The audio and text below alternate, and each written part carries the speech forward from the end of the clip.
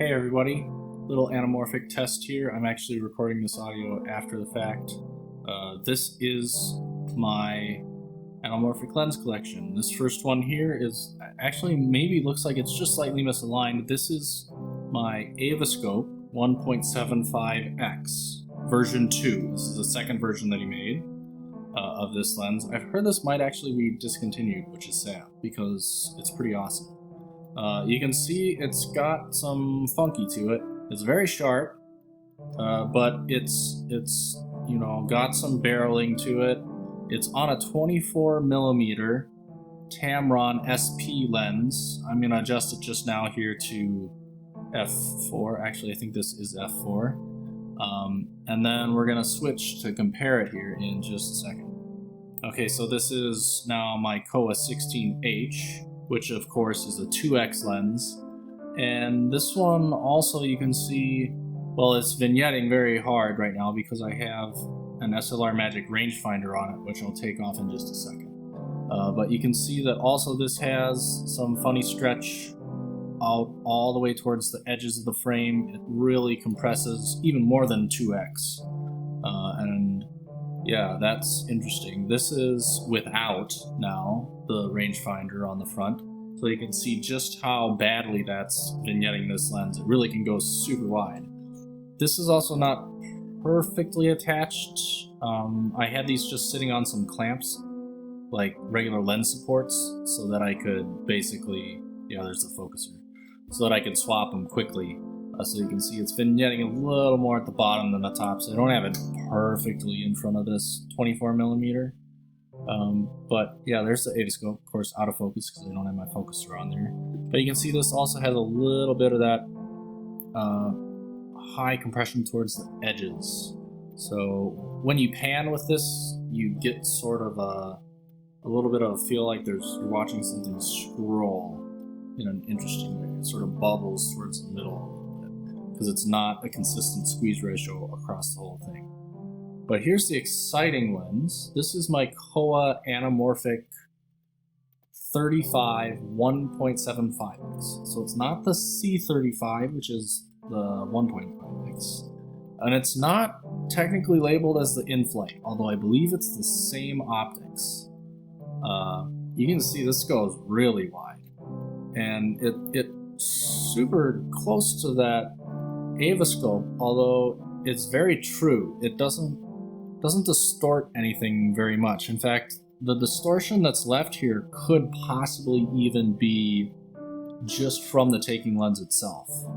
We'll take a look at that in a second, just the regular taking lens towards the end when I start to look at some other things about the lenses.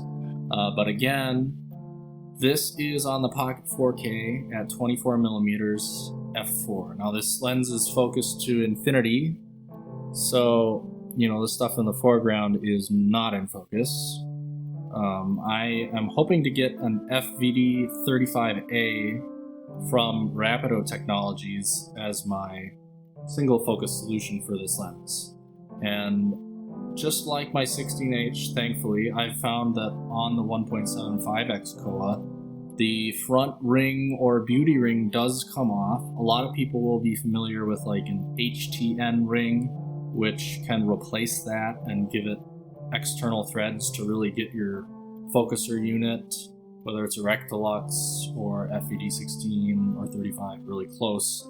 So I'm probably going to have some sort of a custom replacement front ring made for the 1.75x to really get the FVD35 right up on the Kowa glass for the 1.75x, because clearly this thing goes really wide, is really sharp. Yeah, you can see there. So, if the focuser was further away as I'm moving my hands further, you can see even though it's the same diameter front, it would vignette harder or crop in further with the vignette. So I'm really excited that this seems to have a really smooth and even squeeze across the whole frame, even wide like this. And it does get right in that territory of the FVD35A, which Rapido says is optimized for a 50mm lens on full frame with a 2x lens. So this being a 1.75x lens, I'm hoping that maybe maybe I can squeak in around a 40mm or possibly a 45mm full frame equivalent. So that on this would mean maybe if I find just the right pancake 20mm lens or 22mm lens instead of this 24, that I might still be okay. Here we're looking at some flares. It's multi-coated according to the person who sold it to me, who has had two until they sold this to me, and they said the two flared different. So I will trust them that this one is multi-coated or coated a little bit differently. They said it resolves a little sharper than the other, but the flares don't look quite as vintage, which I'll agree with. My 16H flares just about the same color as this, but a little bit more vivid and maybe a little bit beefier or thicker of flares. But flares really depend on the light source, so it's hard to exactly say. We'll also take a look at the Aivascope again here towards the end, just because I think that's really a diamond in the rough lens. Even as good as this lens is, this Kowa is kind of top of the game for adapters, I think, as far as I've been able to find for a certain type of adapter lens. The Aivascope 1.75x is absolutely insanely impressive. It goes just as wide as this. I mean, you saw it on there, and that was with a focuser. So there it is. So it's got, obviously it's out of focus, but that has a focuser on it as it is there. That's an anamorphic with a focuser, and it's tiny. It's like really tiny. The only thing I wish it had was focus markings, because it doesn't actually have a focus scale on it.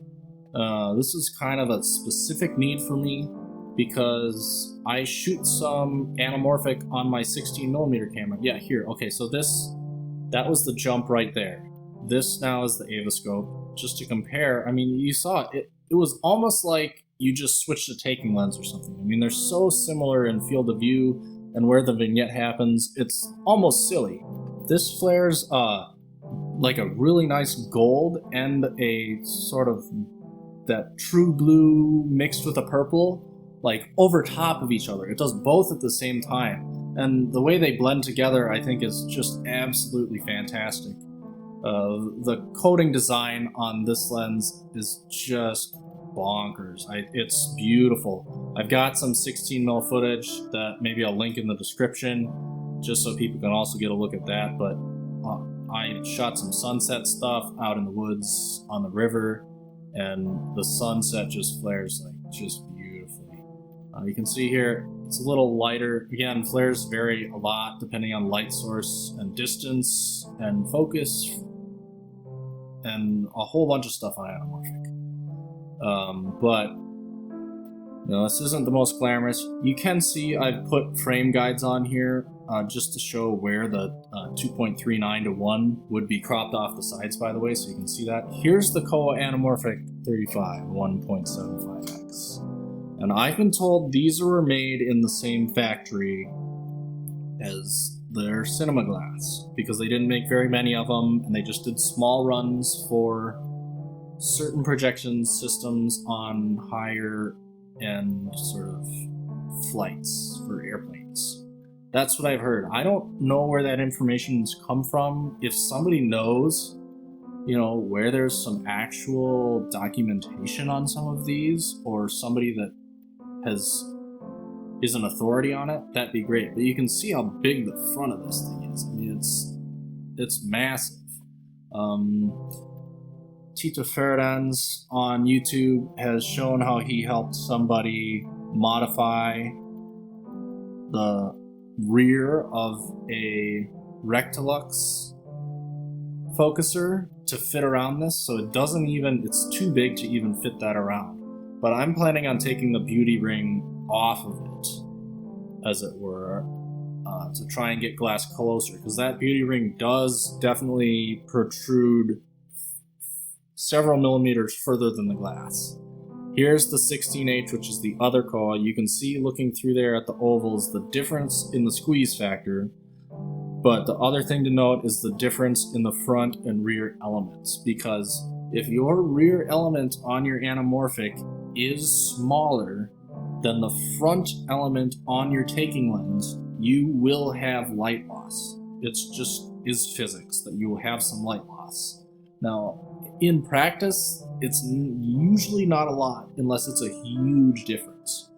But the rear on the 1.75x really gives that bump over the 16H2x, which is a more common scope, but also fantastic. You can see where the advantages sort of might come in depending on what I'm trying to do with it. I'm thinking down the road of, yeah, there's with the clamps on, but I'm thinking down the road of even trying to potentially do some sort of medium format shooting in anamorphic with this, or at least large format, full frame plus sensor size, open gate stuff, if I can find a good camera to do that. And that's where having this large rear element on the 1.75x is really going to up the quality of it. Combined with the fact that it also seems to have a really consistent squeeze ratio across the entire frame of the scope, even really at wide taking lenses. So that helps a ton to know that the image is really going to be top quality coming out of that stuff, and that it's not going to impart. I want the anamorphic character, but I don't want it so bad that I don't also get some variety depending on what taking lens I use. So it's really nice. I think the advantage of this over something like an Atlas or a Zelmus, obviously those have advantages over this kind of a setup in a certain sense, but I can switch with this, my rear lens or my spherical block taking lens, which lets me set it up for my 16mm camera and still go wide, or it lets me set it up for, you know, a full frame camera or an LF camera or whatever. Here's the regular spherical. This is the Tamron by itself, so you can see really all of these scopes. Now none of them are clamped on there perfectly, but if you get these set up, really all of these resolve fantastically. They're great. They hit 4K sharp and true really easily. There's no issues there whatsoever. Here's the Aivascope. Again, I can't knock this thing. I gotta give this thing major props, because look here, I mean, this Kowa is a beast of a lens. It's huge, and there's no replacement for really high quality large pieces of glass. That's really the takeaway from the Kowa. But the Aivascope, being a currently, at least from what I had heard recently, until recently, currently produced lens, current modern optics, you know, you're not dealing with, oh, I don't know if, you know, it's gonna fall apart because it's vintage. You know, the Kowa has been through the ringer. It's in very good condition, but it's still a vintage lens. This Aivascope was just recently manufactured, so you can see the extreme difference there. So there could be light loss depending on your taking lens, but again, if I want to go out and just run and gun, you know, take a camera truly handheld and get, you know, maybe some still shots or handheld shots, you know, just on vacation or out hanging out with people, there's no question the Aivascope is the lens to pick up and go, because it's so tiny. It's so incredibly tiny. If you get a pancake lens with this thing, it's not even longer than most zoom lenses. It's shorter than most zoom lenses. It's shorter than half of my regular spherical lenses. The Kowa is big and heavy. So that's kind of the end here. I know I'm sort of rambling. Yeah, again, there's differences between those. Hopefully you can scroll back through this video a little bit and look at some of the spots where I swap back and forth between the various scopes, especially I think the Aivascope and the Kowa, because they're both 1.75x lenses. I think here, this is just showing the caps. I like the caps on the Aivascope too. It's got metal threaded caps for both the front and the rear, which is really, really nice. You know, comes with clamps, comes basically, I haven't seen one sold ever without this focuser just on the front of it. It does technically detach, but it stays on there very well.